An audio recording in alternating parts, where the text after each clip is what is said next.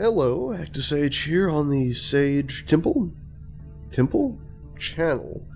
And this, in front of you, is the High Temple.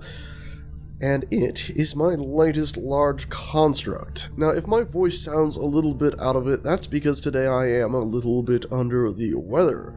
But I figured since I finished this thing, I might as well go ahead and show the dang thing off, instead of waiting, I don't know, a day or four for my nose and all that to clear up. So here it is, the High Temple. Now this is a large temple dedicated to whichever deity, artifact, or sentient or non-sentient being you decide to pray to. I've gone ahead and stuck a dead space marker right in the middle because I quite like that. And this whole thing is called the High Temple because it's actually flying high in the sky.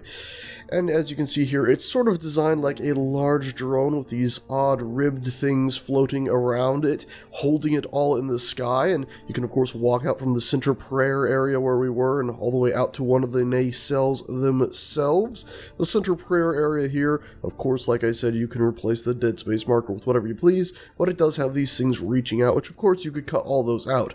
Mind you, be aware that in the center section right down here, we do have a control seat and a remote control block right there, so you can actually move the temple if you please, because the ship isn't just, well, this isn't just a large floating station. These large nacelles actually can move it. And if we go ahead and look into these things here, buzzing up, actually, we should probably, best way to show this off is the amazing shot you get when you walk towards it from the center temple area. And you can see I have tons of these sort of beacons that I'm using as almost lanterns glowing. Their distance is set to be 1, so you're not really going to see them all over your UI unless you stick an antenna on this.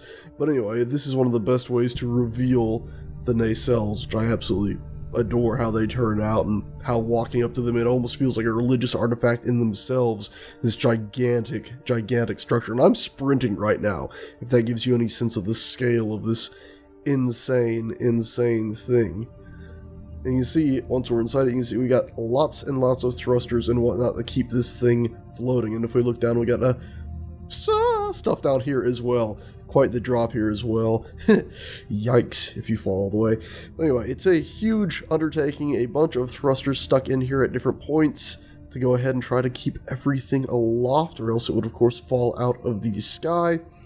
And yeah, you can even see we got some down thrusters here to make sure it actually goes downwards, because when I first started building this, oh, my screen freaked out, the game still had that little issue where it would basically go ahead and, well, you couldn't take a ship downwards unless you actually had some thrust pointing upwards on it.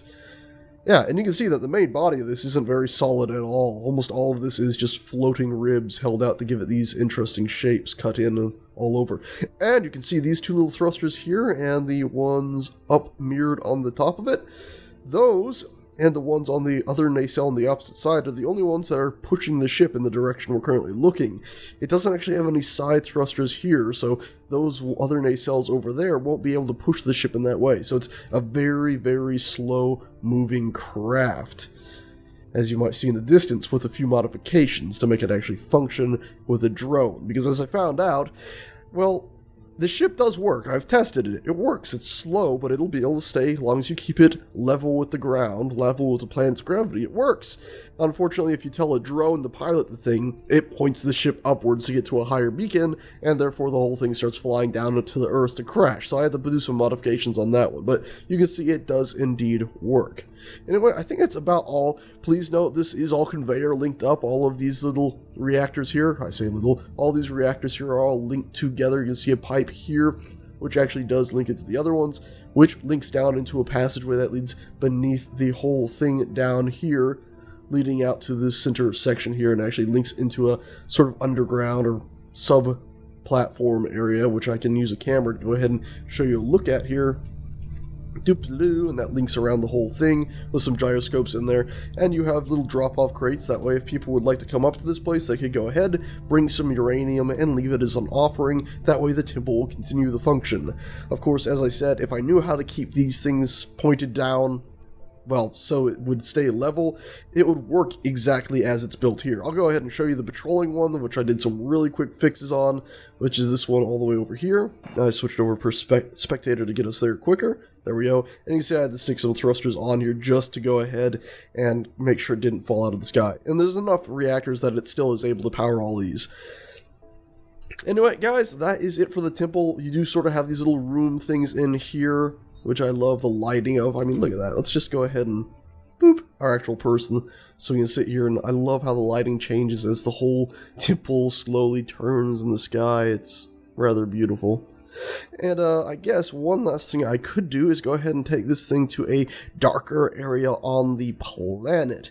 Oh god, you could just imagine like little tables and things set up for monks or people, little prayer sessions or meditating on certain ideas or whatever have you here. I love the idea of that. And ships just coming and dropping people off as they stand over the edge, pondering the world below them. And I love how everything's turning right now. If only it would stay a level and I didn't have to stick on these other random thrusters. Anyway, let's go ahead, really quickly, copy this whole huge... Look at the lights through there. All those little light dots created from, well, the light moving through our stupid big array. But at times, if the sun was setting, you would also get interesting lines just from our nacelles and not just the giant array that we currently have stuck on this one, so the drone program won't send it crashing to the ground. Anyway, like I said, we're going to copy this over and go ahead and plop it down, a proper one like this, on a dark side of the planet. So let's buzz ourselves out, fly ourselves back in over here. This looks pretty dark. Yeah, Space Engineers isn't quite as dark as I seem to remember it being in the past. The High Temple, there we go. The simple will be up in the Steam Workshop if you'd like to grab one of these and trick it out to whatever religion or ideology you wish.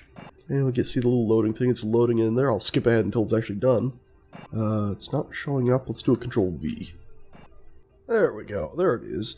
And we'll go ahead and rotate this big beauty about the other way and plop it in here. So you can see, even though this is another large gray structure for me, which, well, I can't help it if gray is pretty much my favorite color. Boop. You'll see that there is some lighting. Well, the lights do give it a small amount of color as soon as it actually clicks in properly.